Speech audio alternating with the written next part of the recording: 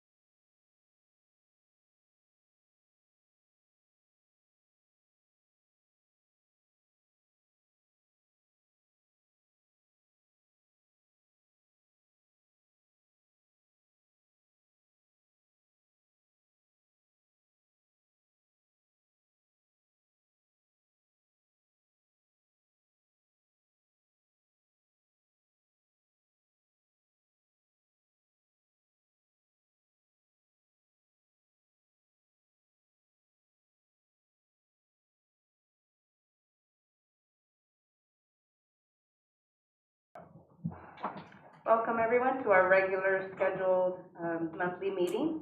We'll go ahead and we don't have anything to report from closed session, so we'll call the meeting back to order.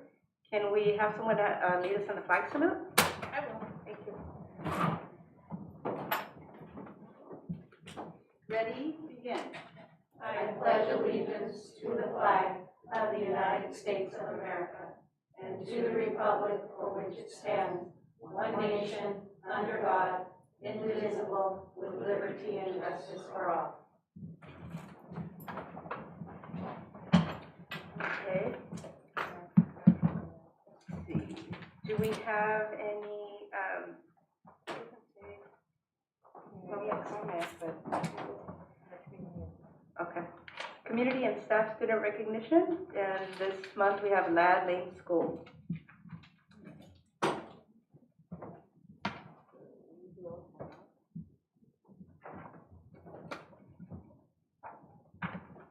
Good evening, everybody. Tonight we will recognize Ladd Lane School. They have made a quick video for us to review and enjoy. We'll have that up shortly.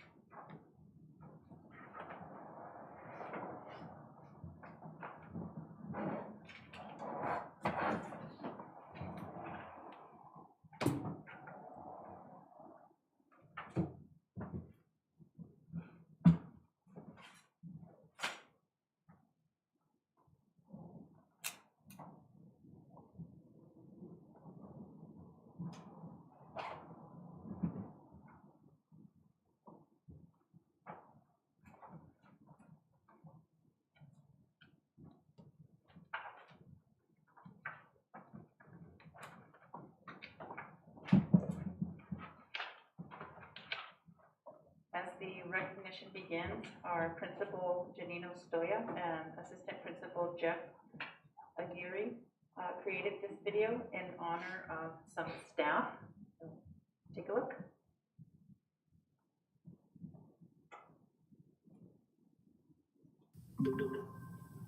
Good evening, Board and Superintendent Sanchez.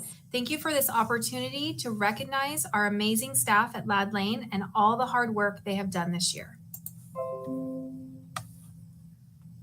Every single employee at Ladd Lane deserves to be recognized for all their hard work and dedication over the last few years.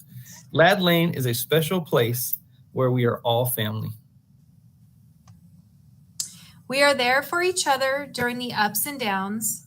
We support one another, cheer each other on, and ask for help when we need it.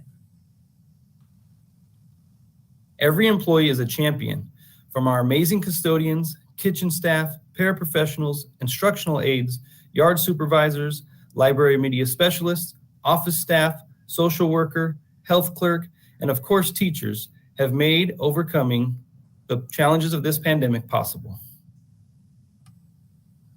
I'm not sure we would have survived had it not been for our Ladd Lane family. All that being said, there are two individuals that are the glue to our family. Maria Orozco, our office manager, and Amy Buys, our secretary. These two have gone above and beyond over the past 2 years. They fought to work on campus during the scariest times of the pandemic to ensure our teachers and students had what they needed. They made thousands of phone calls to our families. They made work packets available. They distributed Chromebooks, and the work they did not end there. Since returning to campus, they have processed hundreds of independent study contracts, taken thousands of phone calls, passed out COVID tests, as well as independent study packets.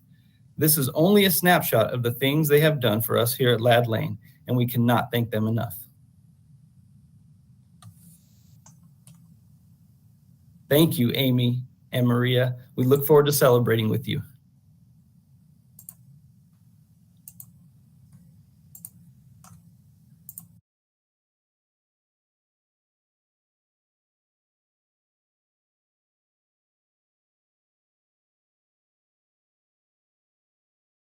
Ladd Lane family truly is a family. I think that was spot on. So we want to thank Maria and Amy for their service to the Lad Lane community and for going above and beyond every day. Thank you, Lad Lane School. Moving on, can we get a motion to approve the agenda? Do we have a second? A second. Any discussion? All in favor? Aye. Anyone opposed? Okay. Next item is public comment. Do we have any public comment for tonight? And we are still taking phone calls this month, so no phone calls? There's no one on the phone right now. Okay. So this is the last month for telephone call? Friendly reminder, this is our last month for phone calls. Okay. Let's move on to item consent. We already did that, right? Item number 11. Can we get a motion to approve our consent items? I'll make a motion to approve consent items. Do we have a second? I'll second. Discussion? All in favor? Aye. Anyone opposed? Okay. Item number 12 is a discussion action item, and it's discussion of the layoff process, and we have a speaker from legal counsel. Yes. So I know that our legal counsel had another presentation tonight for board meeting as well. So they're not on the call quite yet. We did not, we adopted the agenda the way it is. So can we skip and go to the next item, or is this it? The last item is the last item. We could, 12B? 12B is, I think the legality though is that we adopted the agenda the way it is. We could take a recess. We could take a recess. That's Okay, maybe you can find out how long it'll be. So I make a motion that we have a short recess until we can get the attorney on the phone to do his presentation. Do we have a second? I second. Discussion? All in favor? Aye. Anyone opposed? Okay, we'll take a little recess.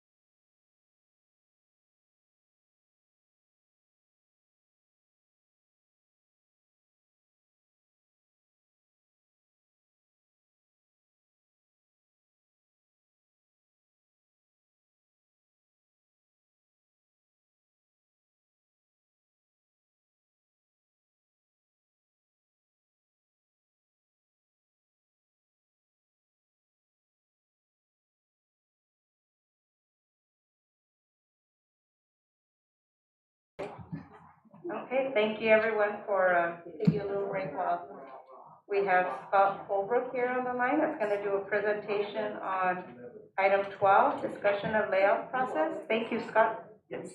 Or Mr. Holbrook.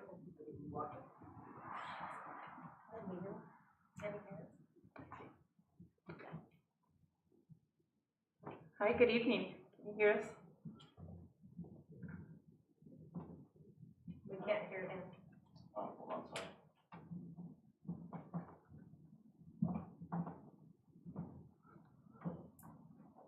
We don't have volume on our end. Let's see. Can you hear us? I can hear you. Oh, perfect. Oh, now we can hear you. Is my colleague Kathy on? Not yet. Okay, Kathy is actually the one doing the presentation on the layoff. All right. Kathy is my partner and colleague that's working with administration to assist with preparing the documents and advising on the layoff in the event there is any need for hearings moving forward. So Kathy and our layoff team is helping with that. I'm tied up with collective bargaining throughout Northern California, so I'm unable to help Hollister with their layoff this year. But I did want to take some time to just kind of go over the process with the board, in addition to what Kathy shares on the specifics. I know there may have been some questions about whether or not there's an ability to rescind a layoff resolution, and I can certainly assist with that. Yeah. With answering those questions.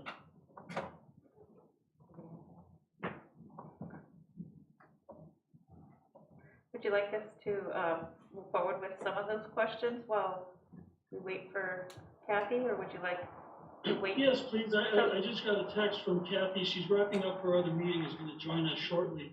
Okay. Okay. Yeah, so I'd be happy to answer any of those questions that the board might have. So I think we have a general question about when we pass a resolution, like we did, we've passed several resolutions on recommended layoffs. What is the procedure to rescind if in the event we wanted to do that? What would be the procedure, and can we do that? Yes, the board can rescind a resolution.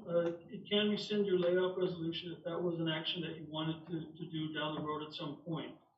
And my recommendation would be to pass a resolution rescinding the layoff. But let me qualify that answer. If you want to utilize the layoff tool that the legislature has given you to correct concerns with budget moving forward in the out years and next year and so on, if you want to utilize that tool, and it's a large tool, it's the largest tool in your toolbox because, you know, the personnel costs typically run upwards of 80% of your budget. Maybe a little less, maybe a little more, depending on the individual district. So the layoff tool is one of your largest tools in the toolbox to deal with budgetary issues. If you want to be able to utilize that tool, then you cannot rescind the layoff resolution. Now, what can occur is down the road, once the district has a better understanding of what its finances are going to look like. After your unaudited actuals are finalized, I believe that's probably not going to occur until April. And after you get further information from the governor's office about involving the May revise, which I think is estimated to come out around May 15th. May 15th is a Sunday this year, so I'm presuming around the 13th or the 16th, the May revise will come out. At that point, you'll have a better understanding as to what the finances are for the district moving forward in the next year and your out years. And you always have the ability at that time to rescind a layoff notice that was issued to an employee or to rehire the employee. I understand that the last time the district did a layoff was in 2020, and I believe of the individuals that were laid off, I believe either 6 or 7 FTE were rehired.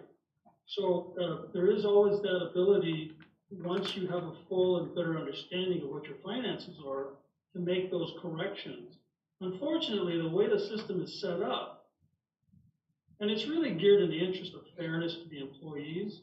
The way that the system is set up by the legislature, if you're going to use that layoff tool, you have to give them notice by March 15th that they're being laid off, and final notice by May 15th. It's unfortunate, and every district has to grapple with this issue because it's not an easy decision for any board to have to make.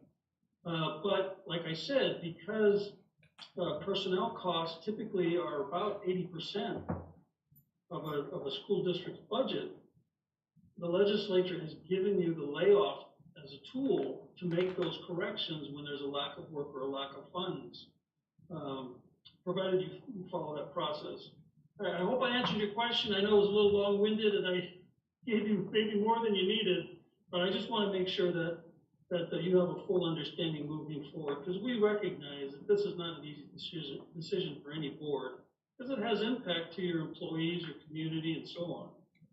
So I just want to, I'd like to repeat things so that I understood what you said. You said that initial notice is March 15th, right, that we have to make, and then there's a final notice by May 15th. Correct. Okay, and then you said if we use the layoff tool, then we can't necessarily rescind that until we know in April and May then, and we have a better understanding? So correct. So I understand you passed resolutions, several resolutions for certificated and classified layoffs prior to March 15th. Mm-hmm. So if you want to be able to utilize the tool of the layoff tool, you cannot rescind those layoff resolutions, because that is what triggered your right to exercise that ability to utilize that tool. And I'm being very general here and referring to it as a tool, but in essence, that's what it is. The legislature has given you that tool to make corrections to your budget moving forward. And if you were to rescind those layoff resolutions, you would not be able to utilize the tool. Okay. Kathy's now joined us. Kathy, do you want to share the materials you have for the board? You're muted. Yep. Good evening, everyone. I just wanted to, I have a little bit of a PowerPoint just to go through the sort of the process and talk about terminology, and then talk about some sort of considerations at the end, if that works for you. So I am going to share my screen. I don't have screen sharing ability. If someone could give me screen sharing ability, that would be great.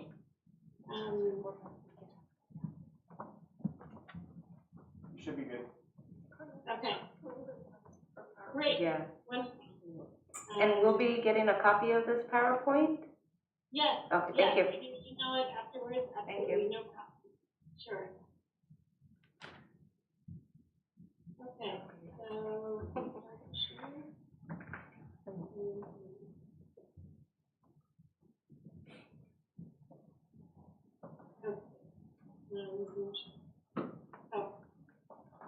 Okay. Hold on a second. I'm going to start the PowerPoint and then we share.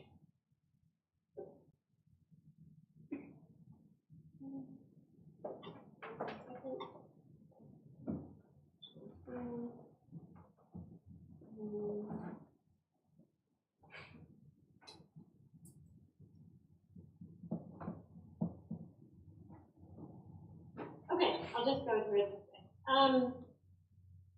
Okay, so this is just sort of the overview of the layoff process. Can you see these screens here? Yes. Okay, great, wonderful. And so just a quick disclaimer that this is not legal advice. I'm just going to go over that sort of overview, if you will, because we're in a public meeting. And so that's just the disclaimer there. So what I wanted to talk about was, as you already know, SB 438 allowed the classified employees to have the same layoff process as the certificated employees. And then we're going to talk about a little bit of layoff terminology. We're going to go through that layoff process as Scott just did, but a little bit more detail. And then considerations during layoff. So the first, as you know, is that SB 438, and was effective this year, so this January. This is the first time that districts across the state are going through this process with classified employees as well as certificated, and it's both for K-12 environment as well as community college districts. okay? And then in terms of layoff terminology, what we talk about is particular kinds of service. You'll see that we don't actually talk about a reduction of employees, if you will, because what the board is doing is making adjustments to meet its budget allocations and responsibilities by reducing services. Yes, there are employees who provide those services, but that's not what the law is focused on. The law is focused on reducing services. And then the governing board in March identifies those particular services, or earlier than March, identifies those particular services that need to be reduced or eliminated. And usually what we're talking about when we're talking about certificated is credentials, multiple subject credentials or single subject area. And then for classified, it's about the services that they provide, like a job classification, if you will. And then when we're talking about services, we're talking about full-time equivalents or portions of them. And so the layoffs are expressed on a district-wide basis, and full-time and part-time positions are added together. And the impact of the particular kinds of services that are being reduced is stated in terms of the full-time equivalent, right? So we're talking about positions. So again, it's services and positions that the board is taking to reduce the services that are being provided so that you can save some portion, some economic portion, so that you can meet your budget needs, so that you can continue. So when we're also talking about layoff terminology, we're also talking about seniority. So it's measured from the first day of paid service in the probationary position. And the general rule when you're reducing services is that the layoffs occur in order of seniority, with the least senior certificated or classified employee being laid off first. So that is where you hear sort of the last in, first out. And the district can also use some skipping criteria to skip some high need services. So sometimes that's special education services, for example. And then when we're talking about skipping, we talk about competency, competence to teach in a particular area or to provide a service in an area. And if that's not an evaluative term. In other words, we're not talking about whether specific employees are competent in their job. That's not at all what we're talking about. What we're just talking about is a specific training or experience of certificated employees. And then it's fixed by that formal resolution that was brought before the board in March, or in the end of February as well. And then what happens when you're reducing services, if a more senior employee has the ability to provide a different kind of service, or they have a specific credential that allows them to bump into another area, then they bump a less senior person. But that person must be competent and credentialed in the area, and you bump the entire position, not just a portion of it. And then finally, attrition. So when we're doing layoffs, we are also taking into consideration death, resignations, non-reelect, transfers, leaves of absence, and we take that into consideration between the March and then the May resolution with regard to those positions. And you make adjustments as it goes. Now I want to talk about sort of the layoff process. And again, Scott gave an overview of that. And the layoff process includes a verification letter, like seniority gauge, credentials held, those types of things, which is usually done with the unions. And then the preliminary board resolution. So that preliminary board resolution is preliminary. That's exactly what it is, because it's the first step in the process.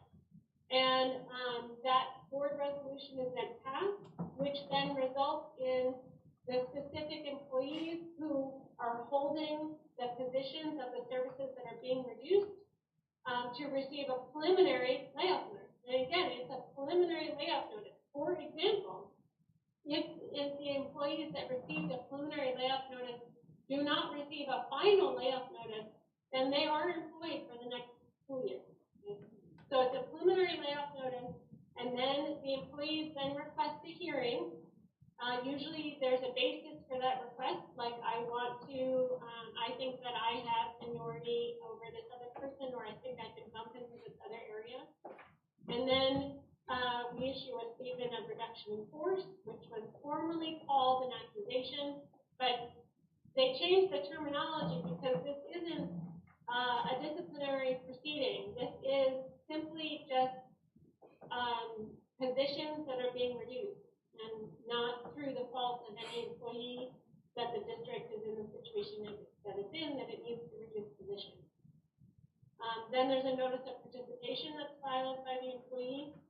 We actually combined that process into one-step process this time so that it was easier on the employees. So when they submitted a request for hearing, it also included a notice of participation. So we combined that into a one-step process. And then we have a hearing in front of the administrative law judge. And that's going to be conducted virtually.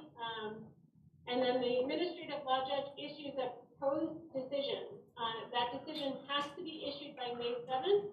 And it is a proposed decision because it comes back to the board for review and consideration, and either adopt or you can revise the decision because it's a recommendation to the board. That board final resolution must be, the board meeting must happen between May 7th, when you receive the decision of the ALJ, and before May 15th, because the final layoff notice must be issued before May 15th.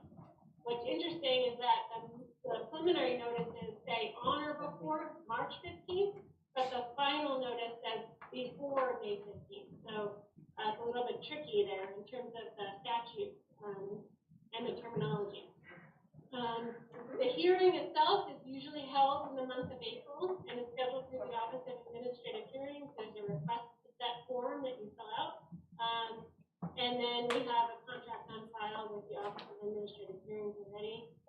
And then after the hearing, again, no later than May 7th, the recommendation from the Administrative Law Judge is then submitted to the board for review and consideration.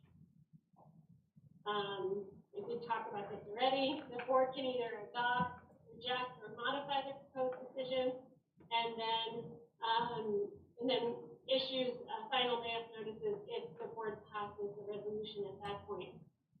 Please note that all employees who are actually ultimately laid off are allowed, placed on a list for reemployment in seniority order. Okay? For 39 months for permanent and 24 months for probationary. So then we get to considerations about layoffs. So a school board's decision to reduce or discontinue certificated as identified services is neither arbitrary nor capricious and constitutes a proper exercise of its discretion when the cause relates solely to the welfare of the district, schools, and pupils. Remember that your obligation as a trustee is the continuation of the school district so that you can continue to provide services for the students that are residing within your jurisdiction who choose to come to public schools. It is not the employee's fault that the district must consider layoffs. The law authorizes this termination for economic reasons, just as Scott was saying. And also, the education code provides certificated employees different classifications. So permanent employees have more rights than probationary. Probationary employees have more rights than temporary, and temporary have more rights than substitute. And although each employee, regardless of classification, provides a valuable service to the agency, some may be terminated without any procedural due process. That's the temporary. The layoff process that I was going through is the procedural due process for the employees in a layoff. And so, with most school agencies sharing the same mission and providing the best educational resources, how can this callous sort of, data-driven certificated and classified layoff process, which pits various aspects of the community against itself, be accomplished in a humane manner? And they're really, the way to do that is by educating and communicating with the community, just as you are doing tonight through this presentation, working with your labor partners to meet and confer, negotiate the effects of the layoff, working with legal counsel to ensure that the process is followed according to the statute. And then finally, that the administration and the board work together to ensure the financial success and the continued existence of the district to provide that public education for its students in this area. And that's pretty much it that I want to say. Thank you. Do we have any questions?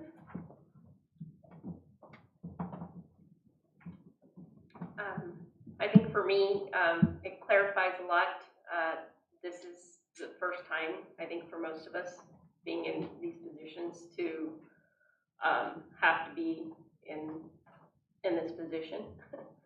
And so I think it was good to have this clarification publicly as well throughout the process. Because again, we're part of, you know, the educational system, and this is part of educating ourselves and, you know, the community on how we will respectfully follow the process. And I think it's important that even, you know, the presentation that you shared with us tonight not only be shared with board, but also with our 2 or 3 bargaining unit groups, because I think it's important for them to have that information as well. I mean, I know maybe, I'm not sure, Jan said the website, but for sure giving it to our labor partners, I think is important, because it is something that they will spearhead some of those conversations or questions with their colleagues. Well, I mean, if we put it on, we could ask our legal counsel if they're here. Is there anything that would prohibit us from putting it on our website? Is it general enough that we can put it on there? It is. Okay. I actually designed it for that purpose. I knew that this was a open session public board meeting and designed it for that purpose. Thank you for doing that. Perfect, because our public is very concerned, and this would be good for them to have access to. I have some questions too.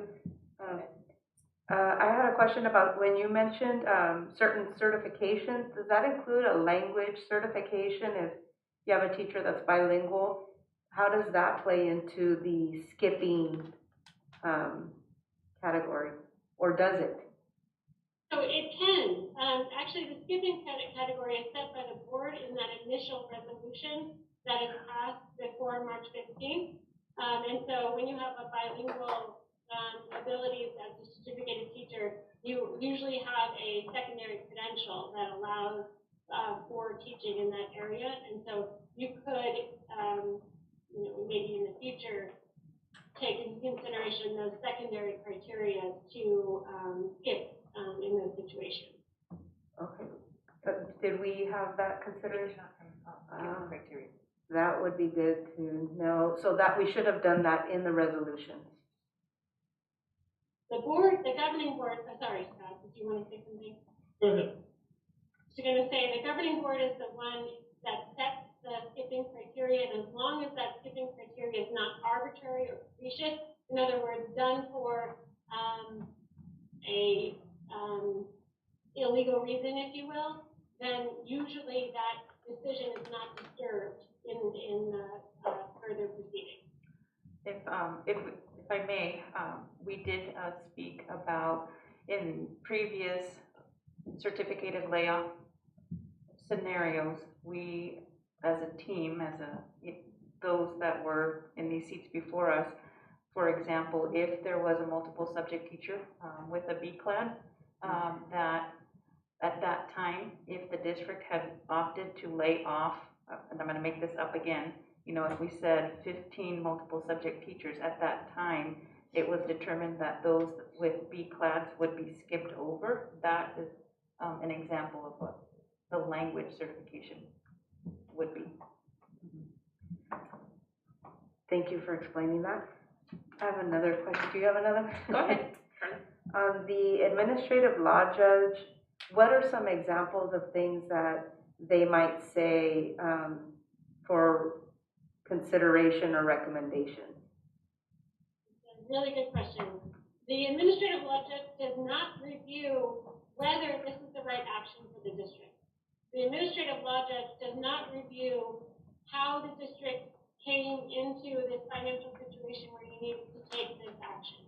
The only thing the administrative law judge is looking at is, did the board make this decision in an arbitrary or capricious manner? In other words, are you taking these layoffs because you want to move to terminate a particular employee, but not go through the termination process because that's more difficult? Or, and that's usually not the case, because most boards, and in particular this board, is only in this situation because of the financial aspect that the district is facing, and this is one of the last tools that the district has in order to either right-size the district or balance the budget. But then mostly what the administrative law judge is focused on is the seniority list and whether or not someone might have less seniority that's being retained by the district than the person that received a layoff notice. So the law is very clear that you cannot lay off a particular employee if someone less senior than that employee is being retained in a service that the more senior employee can teach in or perform service in. And so that's really what the ALJ is usually focused on is there anyone less senior in the area targeted for reduction that's being retained by the district? And if so, then the district may not be able to move forward with final layoff notices for particular individuals in that situation. So just on that, go ahead, yes. I'll just add to that. So really the focus of the ALJ is on the process, ensuring that the process required by statute is followed. And that's where the individual has the opportunity at the hearing to demonstrate if they feel or believe that the process was not followed. They have that opportunity to present to the ALJ their facts, their arguments, make that assertion. And that's where that process, and it goes back to where I mentioned the fairness piece of the structure or in the whole layoff process. There's an inherent level of fairness that the legislature has infused into the whole process to make sure that when you make this difficult decision and you're moving forward to utilize this tool to address your budgetary issues, are you doing it in a way that's fair and honors the due process rights of the employees? And so that's why it's a very formalized process. It's something that most of our clients cannot do on their own because it's just too there's too much legalese involved. And so that's why we have a very experienced layoff team that assists clients with navigating this process. Thank you. Yes, Trustee Martinez. Sorry. Bless you. Oh, the wrong way, sorry. Take a sip of water. Let me just ask a quick while Trustee Martinez drinks some water. So when the administrative... That's not legal advice, but you can accept it. When the administrative law judge makes their recommendation, is it for a particular category or classification, or is it the whole resolution, or is it just the individual? Like your seniority list example. Let's say it's one particular person that, oops, this person had more seniority. What happens then? They will, their decision is focused on the individual employee that requested a hearing, and the recommendation will be whether the board can issue a final layoff notice for these individual employees, and if there are issues that the judge found in terms of whatever process is being raised, then the the judge might issue a recommendation saying you cannot issue a final layoff notice for this employee because someone less senior was being retained by the district, for example. So, so the judge actually looked at each individual employee and makes a recommendation for that employee. Thank you. And that, I think that was what my question was when you brought up the seniority list and how accurate they are, you know, because I know there, you know, in a district this large, there are quite a bit of movement, right, from one position to another, you know, throughout the years, especially someone who's been here for, you know, let's just say an example, 20 years. And they've moved around a lot. So tracking that movement is very, very critical when it comes to layoffs. And so the list is as accurate as, you know, potentially how the input, because I know we share it out with to our individuals to review. But the obligation is still, so just for my clarity, the responsibility of a seniority list and its accuracy is still on the district, correct? Because at the end of the day, when we're utilizing this list and its accuracy isn't where it should be, we will have certain things that the law judge may determine this was not done correctly. And if someone was not notified, let's just hypothetical, if someone was not notified by the March 15th because of maybe an inaccurate list, does that mean that person cannot be laid off? Yes. Yes. To answer all of your questions, the district is responsible for maintaining the accuracy of the seniority list and for proving the accuracy of the seniority list during the hearing. And if there is an error where, like, someone less senior is being retained by the district, for example, then the judge would most likely recommend that we do not or cannot issue final layoff notices. And then that recommendation will come to you, and then we can discuss whether or not we will be issuing final layoff notices for any particular employee based on what the judge determined during the hearing. So as far as the employee not being notified by the March 15th layoff notice, what was your answer to that? If an employee has not been notified through March 15th, then they are employed for 22-23. Thank you. The short answer is they can't be laid off. Right. Right, exactly. Other questions? No other questions? Okay. Thank you so much for your presentation, and we'll hopefully put that on our website soon for the public to have access. Thank you. Sounds good. Thank you. Thank you very much. All right, good night all. Thank Good you. night. Good night. Okay, moving on to item, that was a discussion action or that was discussion? Okay. Number 12B, Superintendent Report.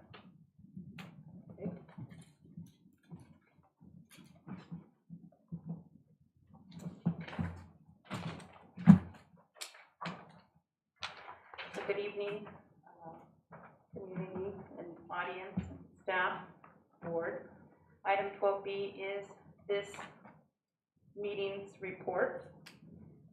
It will be on our screen shortly, but as I have been doing the last, I would say, few months worth of meetings, trying to provide a budget-focused presentation to the board and to the community and our next steps. So we've had a lot of budget actions in the month of March. I believe this might be our third, if not fourth meeting, perhaps third. So here we go.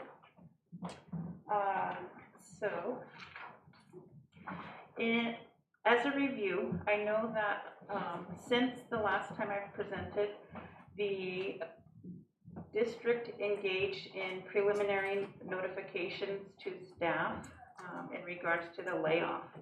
I wanted to review because there's still, I think, questions as to what information do we know and what has been our timeline. One of the critical meetings that we've had as a board, as a team, is the February 15th special board meeting. This board meeting was conducted, or a presentation was presented to the board by consultant Michael Bishop, and we talked about specific items, and they're listed here. The bullets towards the middle of the page are the actual pieces of information that Mr. Bishop reviewed as in regards to a comparison.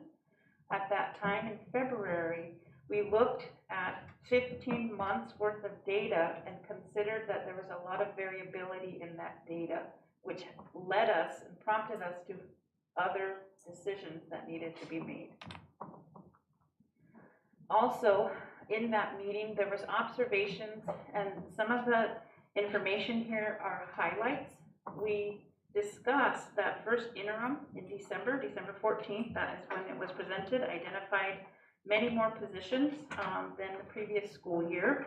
We've talked a few times now as to what those positions were. We also talked about unaudited actuals and adopted budget being indicators as to our deficit spending and being indicators as to the variability that was taking place. We also have discussed at length at several of our board meetings that first interim. We also discussed the salary settlement for our labor partners, which was an impact to the budget in regards to the way, the mechanism that we paid it out this year. It was 2 years worth of salary increases in one year. We also talked about that we as a district have not followed staffing ratios with fidelity. We've also talked about position control systems. The control of position control was not efficient. We are working on that, and we'll talk about that. We've also talked about the multi-year projection for first interim, identified at that time in December $3.3 million in cuts to maintain a solvent budget. In addition, we were going to need to, at that time, make $2.7 million in salary shifts from unrestricted general one-time funds to, unrestricted general fund resources to restricted general fund resources, which are the one-time funds. I know that this is review, but I think it's important because these talking points and these questions continue to come up. So more observations are that it was unclear. Mr. Bishop was very clear on February 15th that at that time, mid-February, it was unclear that the level of staffing could be maintained in the immediate future.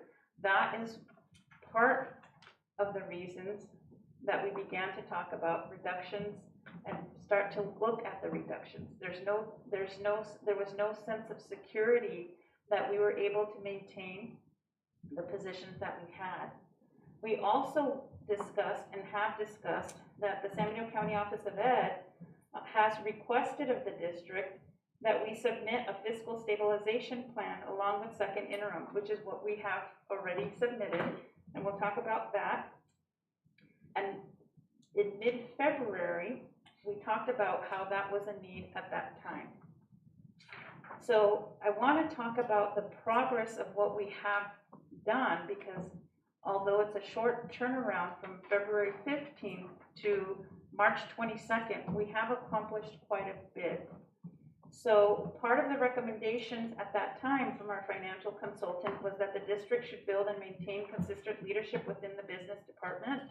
The business department has been operating with various different leaders for some time, and they have done the absolute best of the efforts each and every day to fulfill their daily tasks, and also work together to pick up some of the tasks that were left behind as leaders transitioned in and out of that department.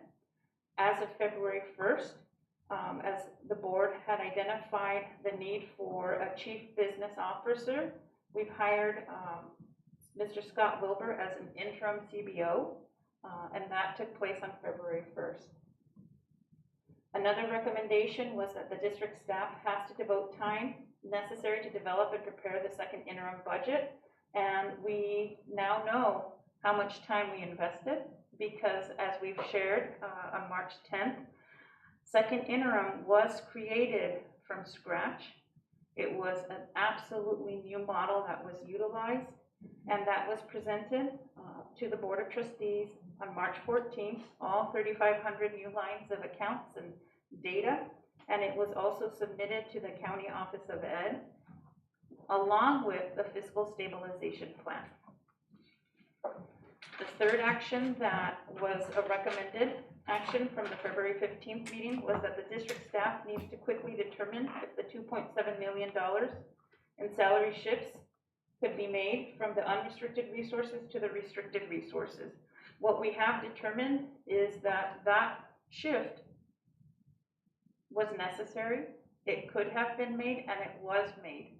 However, as we worked on second interim, we saw that not only did we have to move $2.7 million, we had to actually increase that amount to $5.9 million in salary shifts from unrestricted resources to restricted one-time money. That is a testament to the level of deficit that we had. I want to clarify something on this slide as I move on to the next point.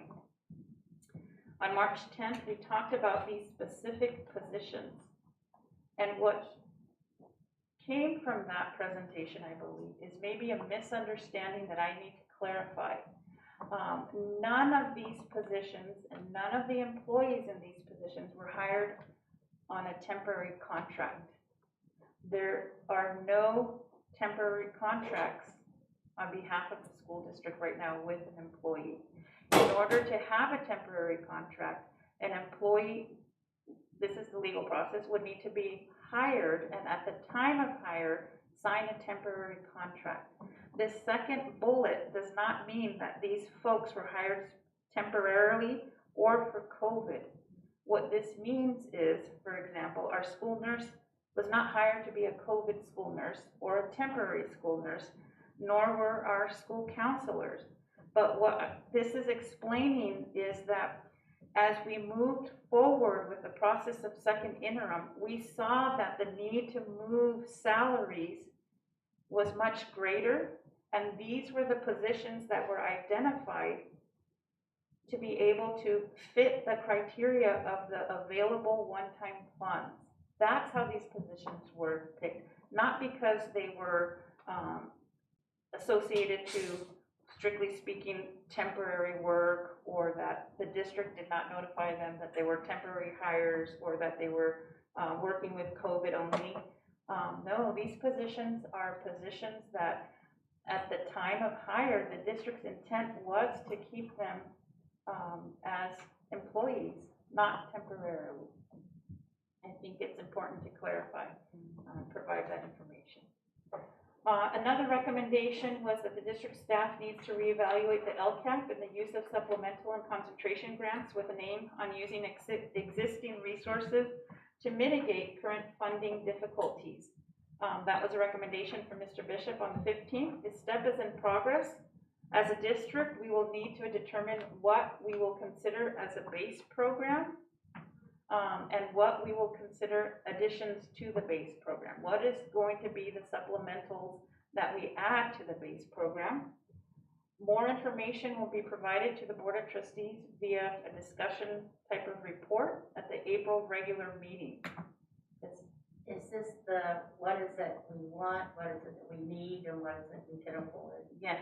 This is this part. This is this part. It's part of that part. Is that separate from the LCAP, or is it similar? It is similar. They're going to intertwine, and we'll talk more about that. Very good points. So we also had another recommendation that district staff needs to quickly determine the level of current year staffing to see if we could have maintained it moving forward. And Mr. Bishop indicated that March 15th is a key date. The process for the March 15th notifications is complete, which means, and I think it's important to clarify this, as was clarified a few moments ago with legal counsel. if someone was expecting a notification and did not get one by March 15th, that means they have a position for next year. I think that that's important to say, you know, at our public meeting tonight.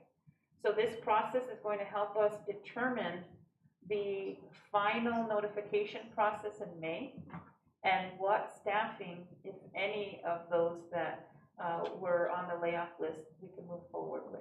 Because it will still determine, right? Because part of the LCAP process is engaging with stakeholders to determine what they want in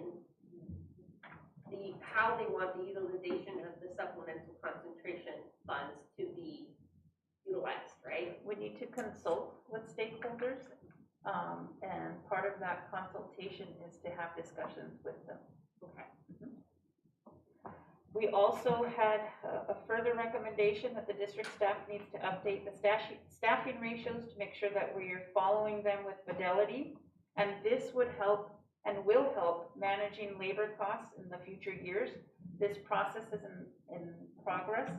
We have undusted, shaking the dust off some of our older staffing ratios. We're comparing them to other districts. We're comparing them to other studies of districts because it's going to be important that as we move forward with establishing what it is that we need, what it is that we want, and what it is that we can afford, that we are implementing staffing ratio. Yes. Are site principals being considered in this staffing ratio budget for each site? Do you mean like how many principals? No, what I mean, are they being part of the group that's deciding the ratio? They are part of the stakeholder group as Yes. administrators? Thank you. Yes. We did have a preliminary meeting. Because our district has had these meetings before and our site administrators have been left out.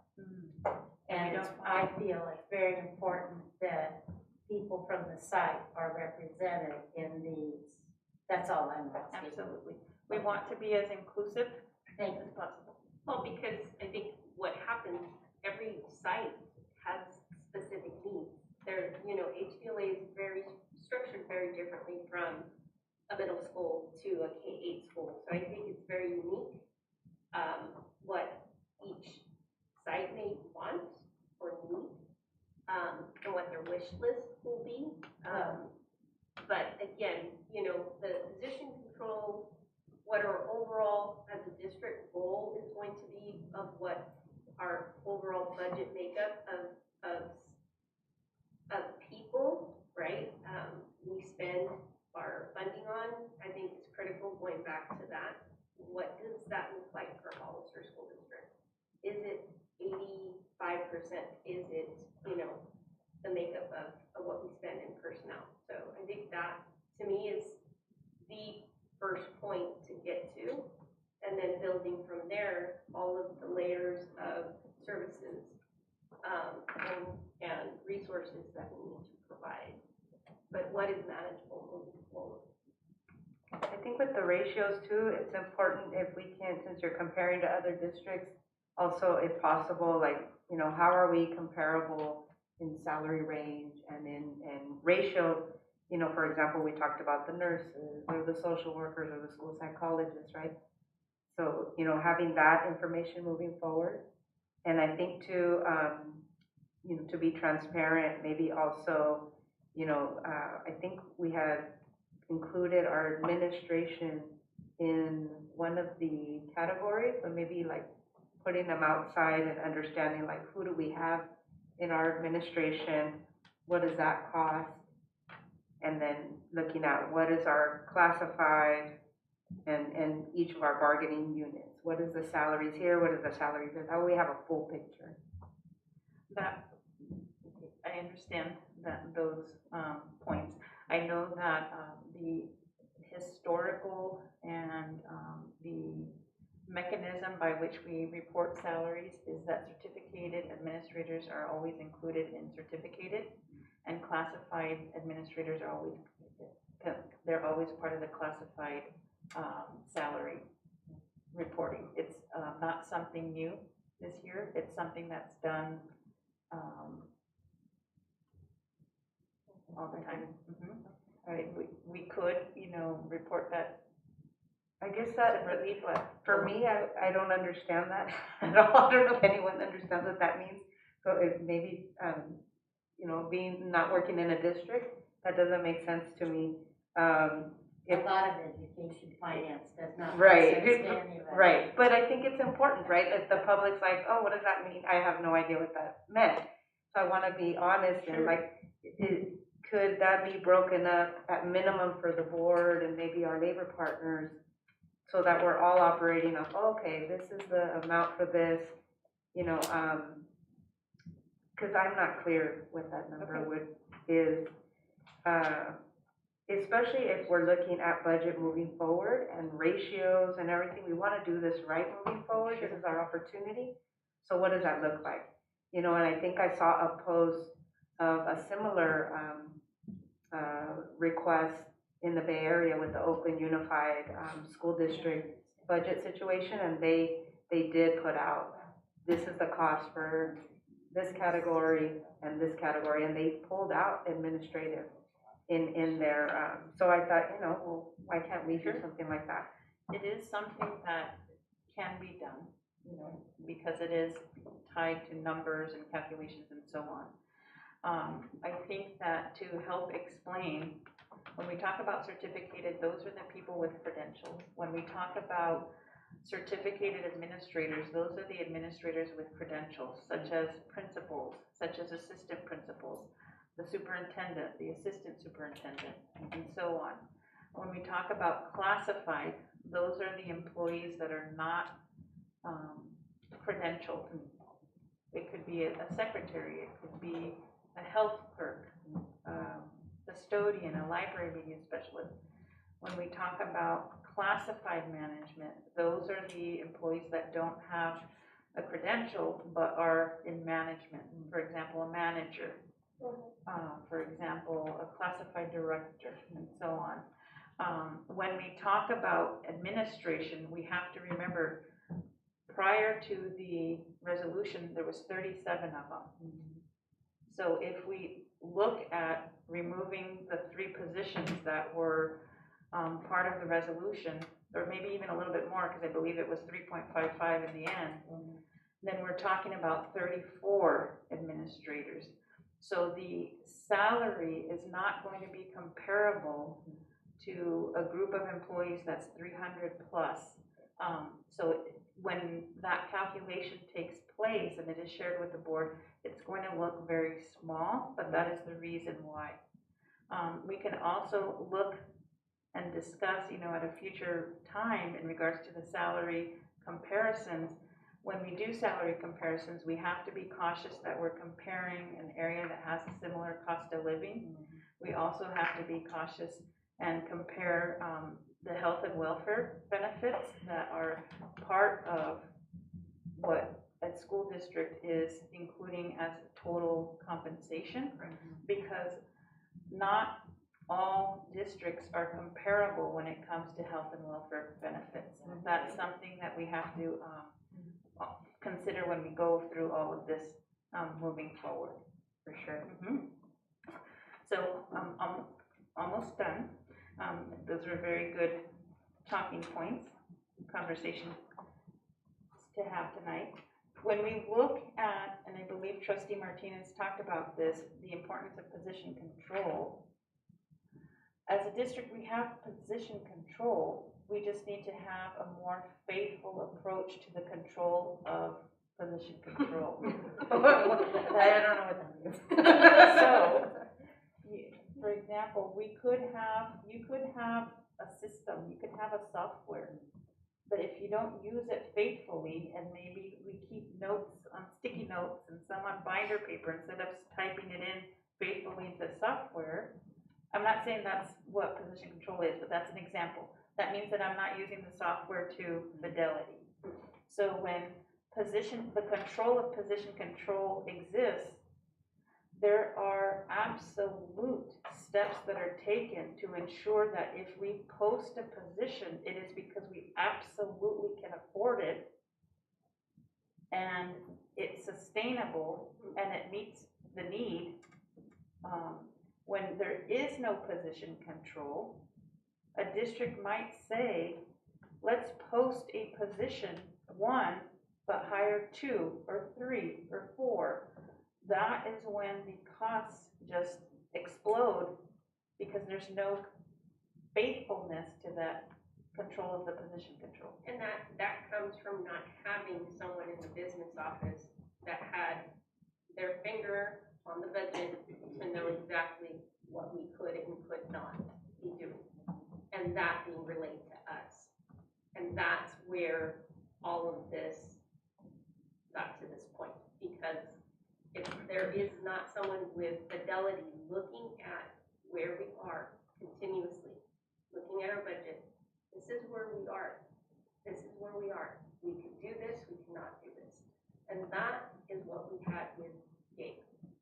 Gabe was very instrumental in always giving us a point of time of where we could and could not do these types of things. And from the time he left, there was, as much as the staff tried, it was a lot. This is a huge, Hollister School District's budget is the biggest in this county.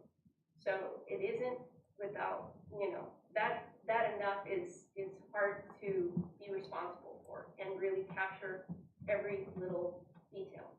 But again, having someone who really understands it is what we didn't have. Can you talk a little bit, and thank you for now, trying to use this faithfully and to fidelity. So if, in our HR department, they're going to post a position, hypothetically, then you all will interview, you'll select a candidate, it'll come in our board warrant list, right? Is that when we find out, you posted for one, but you hired 2 personnel? Yeah. You hired one, but you posted for one, but you hired 2. Is that the point where we're like, wait a minute, or is there is there another point where you all are going to do checks and balances where, HR is working with business, or HR is talking to superintendent, or, what's that going to look like before it gets to us? Thank you for asking. I've worked within systems and structures that are way more defined than what we have had as of recent, where there is not a position that is hired unless it is approved by the business department, HR, and the superintendent. After those 3 checks and balances take place, then the position that is determined and agreed to is posted, but no more than that. And for each and every position, there is a process that takes place prior to even interviewing any candidates, because without that particular control of position control, that's where situations can take place where we have perhaps a dozen new employees, and who is keeping track of that? Without that kind of checks and balances between the departments, there's also an inability to really keep a pulse on the cost, the monthly cost of compensation. If we are going to really try to focus in on our percent allocated to salaries, that would be a mechanism by which we do it. Yeah. Mm-hmm. Thank you. Mm-hmm. Good question.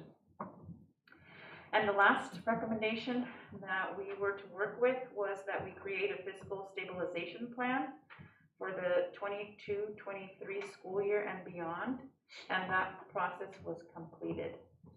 So tonight's report was to give you an update as to the recommendations by Mr. Michael Bishop, the consultant, and where we are with those. As you can see, the bulk of the recommendations were completed or in progress. I don't believe there's one that has not started yet. So we are moving forward with stabilizing the district's finances. And with that, if you have any questions, I think that's the next one. feel free to let me know. Well, I guess this is where I get,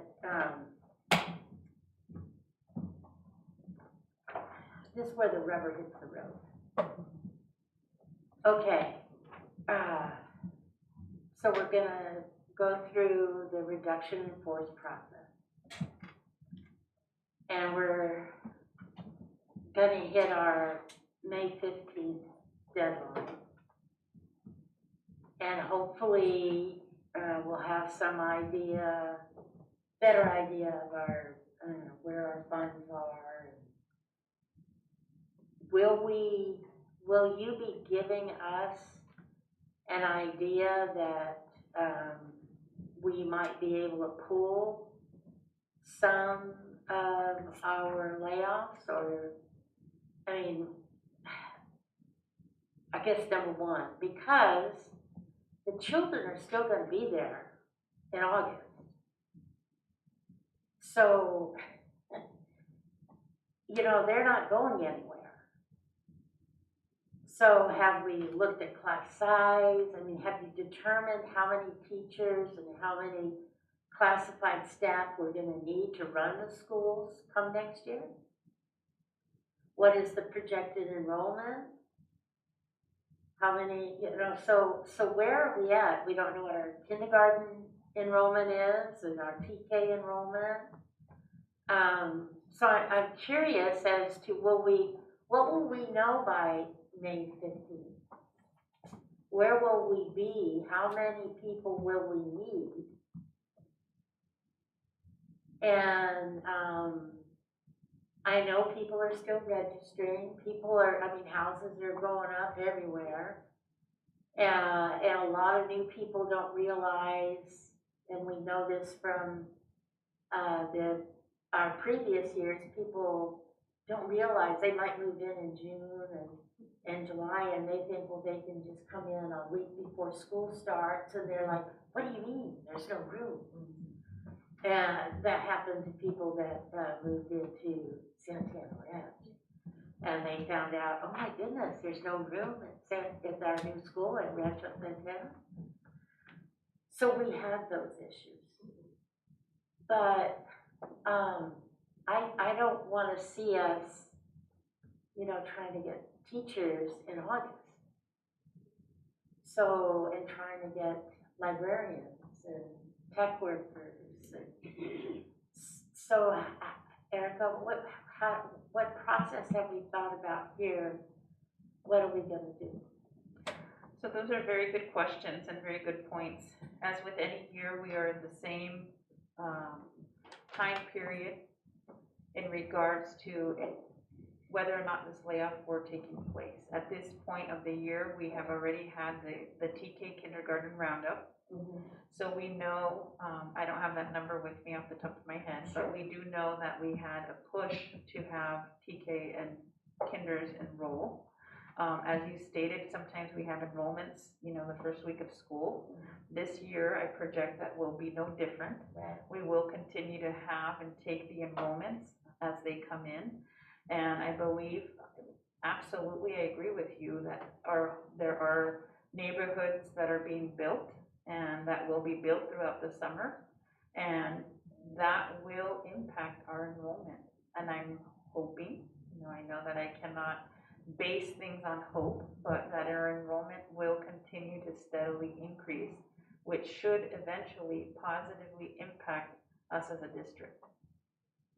So what we do know is that if we roll the current year numbers into next year, that's something that could help us project staffing and something that we are doing now. Okay. What we do know is that the outgoing 8th grade at the middle schools is larger than the 6th grade that will be going into next school year. That is something to think about. We also know that unless we change course as a district, Lad Lane, Sarah Vista, Sunny Slope will add an 8th grade class. Where those staff members potentially could come from ideally would be in-house. And what could cause someone, internally to take one of those positions could be an alternative to a layoff process, could be an alternative to, if we have declining enrollment at our comprehensive middle schools, perhaps we will be overstaffed at our middle schools and we will need to reassign staff to other positions that they're qualified for to teach or to work with. We're looking at our current also notifications from staff, and we're up to date in regards to staff that have notified us that they will retire or resign at the end of the school year. Those are also part of the projection, and they'll continue to be part of the projection as we're receiving notifications. Sometimes staff wait until the summertime to let us know that they've decided to retire or not return to the school district. So all of those will have to be considerations, and they are considerations that we're taking. They're part of the pieces of the puzzle that we have to put together, and that's really what it is as we go forward through the next few weeks. There are vacancies that we know of currently that we're projecting for next year. They're not as many as we have had in other school years, but nonetheless, they are vacancies. So like May 10th, will you sit down and figure out like where we are and then decide if we can rescind some, or, I mean, how does that work, I guess I'm asking. Actually, I was trying to give her a little bit. yes. So there's not a date set. For example, the pieces that will come into play are so many and they're so varied that this is a weekly discussion with the team. It not only includes current enrollment, it includes projected enrollment, it includes the students that will be no longer part of RISE, it includes the TK and K, it includes any retirees, any potential resignations, So it includes constantly a moving target. Staffing is absolutely fluid. What I've learned in my time in HR is that it is fluid, and there are always possibilities that we could be 100% staffed, and I'll peek over at our HR director over there and kind of smile. We could be staffed as we move forward towards the new school year, and then come Monday, we leave on a Friday fully staffed, and come Monday, we need a handful of folks. So it is an absolute fluid situation. One thing that I do want to mention this year is that this year we have the layoff and the layoff process that we're also working with, and that we will also factor in to all those variabilities. Because generally, I mean, during this time, you guys are out recruiting. And yes, it's like, okay, this is recruitment time. But unfortunately, we're not in that situation right now. right. And I'm glad to hear, because these were all the questions that I was going to ask. How many do we know are retiring or resigning? Because we generally get asked that question. What is the likelihood of you returning next year? Yes. And again, that is for planning purposes, right? So that the district can manage everything to know who they can count on and who they can't. And so there are a lot of moving parts, and we understand that. I think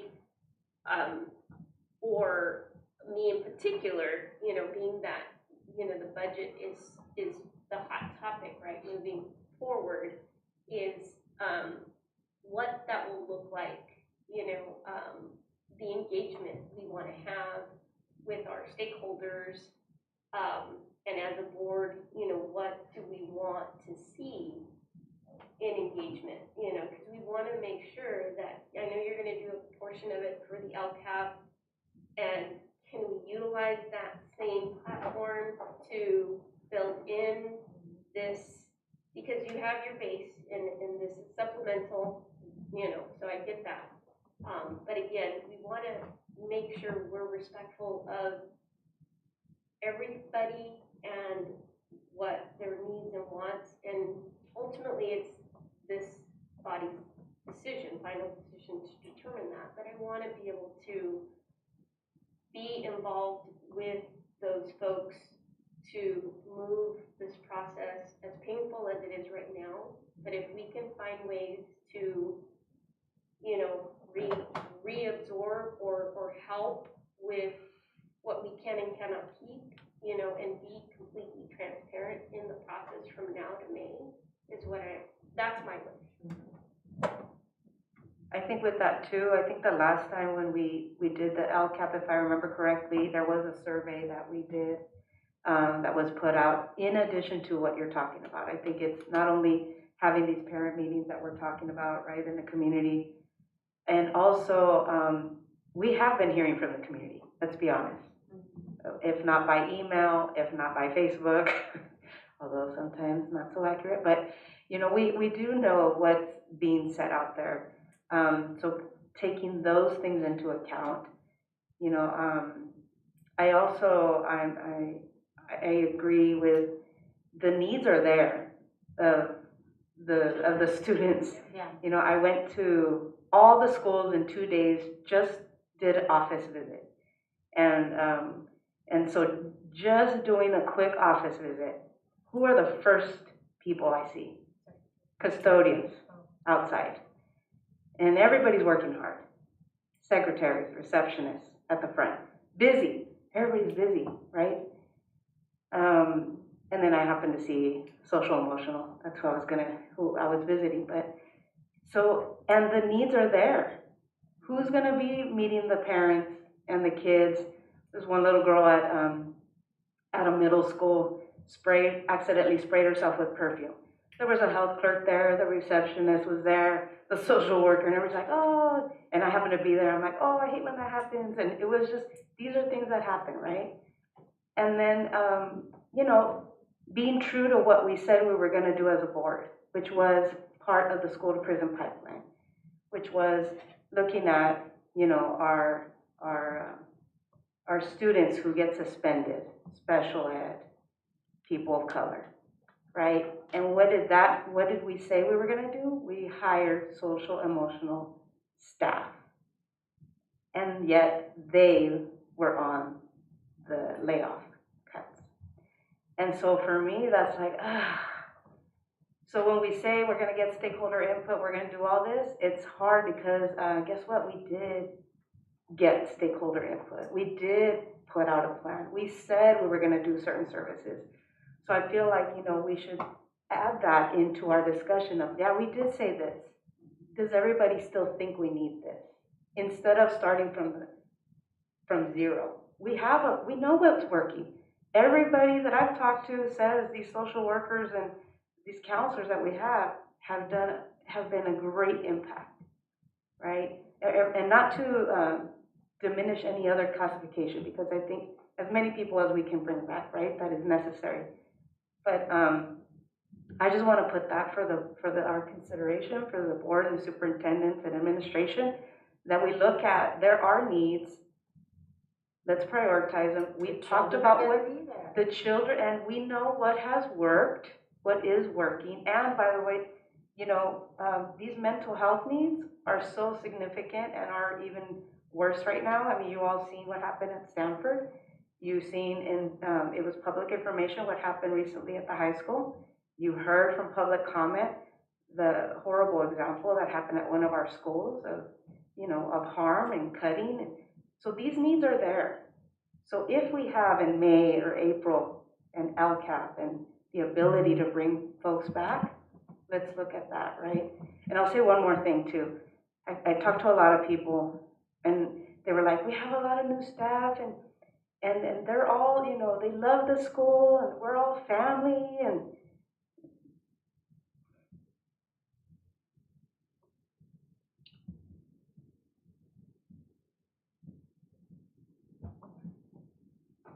sorry, I'm a baby. And it's so, you know, for us to be mindful, these are people's lives, and it's not, and I know none of us are doing anything malicious. I don't want any of us to feel that way, but I just, you know, I think it's important to hear those stories and to remember and to try to do the best we can, if we can, right? If things are better, then let's do right by our employees and try the best. So. Thank you for sharing that. We have a lot of work to do before us. We have developed an LCAP survey, and if that didn't go out today, I think it'll go out. It's supposed to go out this week. We also have Capturing Kids' Heart surveys that have been sent out by our sites. We also have the California Healthy Kids survey for certain grade levels that went out this week. So as far as garnering and trying to obtain data, that process has begun. And we will continue to engage in that manner. I think that it will be important for the administration to be able to report to the board as frequently as possible from now until the end of the school year, what exactly we have done, what we believe should be in our base program, what we believe can continue to assist our students, where our needs are. Some of our board and our board president, they've mentioned, you've mentioned very valid points, very valid circumstances, and all of these factors will be talked about and discussed and looked at as we create the plan for next year. Our students will be there, and the needs will be there. You know, you frequently asked questions. Have you sent that out yet? The frequently asked questions for that we just. Yeah, you sent it to You're us asking for input? on March 16th. I don't think you sent it out yet. I'll look. Because, yeah, it hasn't been It sent hasn't out gone yet. It's really good. Okay. Needs to be sent out. On Parent Square? Yeah, because that's really good, what you wrote up. So then maybe on our website, then, Yeah, I we think can do so. that. I'll do that. Yeah. Thank you for that. Any other questions on this agenda item? Thank you. Okay, well, with that, we move on to the next. Yes, item number 13, board member reports, and we'll start with Trustee Grace. Well, I had the pleasure of taking Charlie to school this morning. And when you talk about school environment and everything, it was just very calm, very clean. Kids were very friendly. It was everything organized, really nice. And he was very happy. So other than that, everything's been going good. Except for this.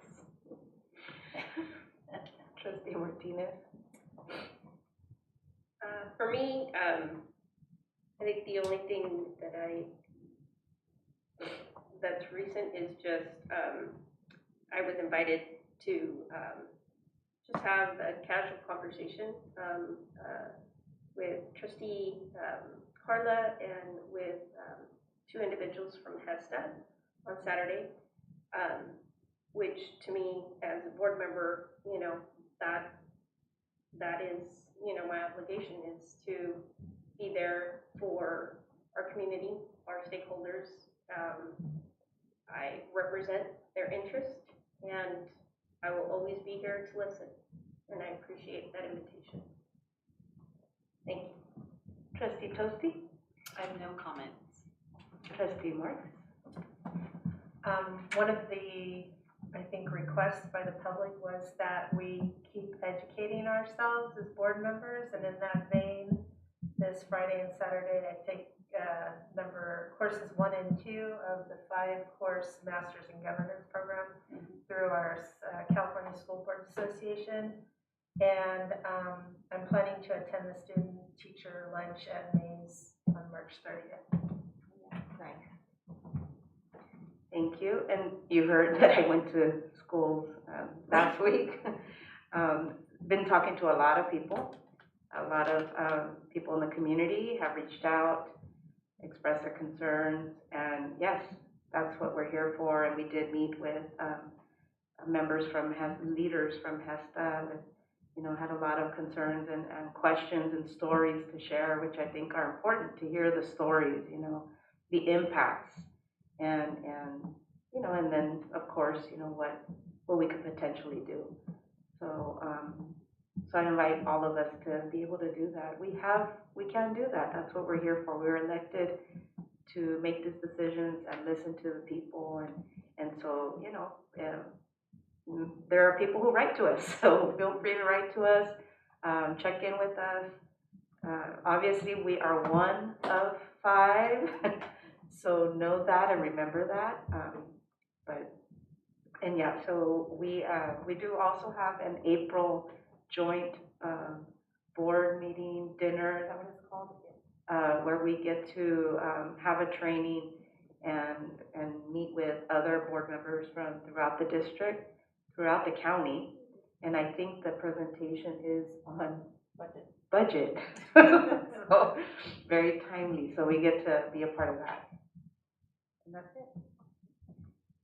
Future agenda items. Trustee Gris? I'm gonna pass on that one. Okay. Trustee Martinez?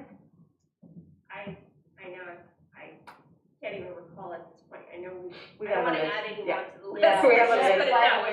We have a I running think list. we've got enough to keep us entertained for a while. Trustee Jones? Same. Trustee Mark? We talked about it tonight, but I want to put it as an official agenda item to, future agenda item to get a regular budget breakdown monthly. Yes. Regular monthly, I agree. Monthly budget breakdown. Okay. Thank you. And we all I agree to that. Yes. Okay. And then for myself, the only other thing I want us to consider, and Superintendent Sanchez, if you could find out what we can do or how we can implement some kind of whistleblower program, or what that would look like. I don't know what other districts do, but if there's something that, there's a method a way for people to anonymously provide information if there's a concern. I don't know if that's possible or how we would do that. I know that's been mentioned before. In regards to what, though? Can I speak to that? Generally, a whistleblower program is comprehensive.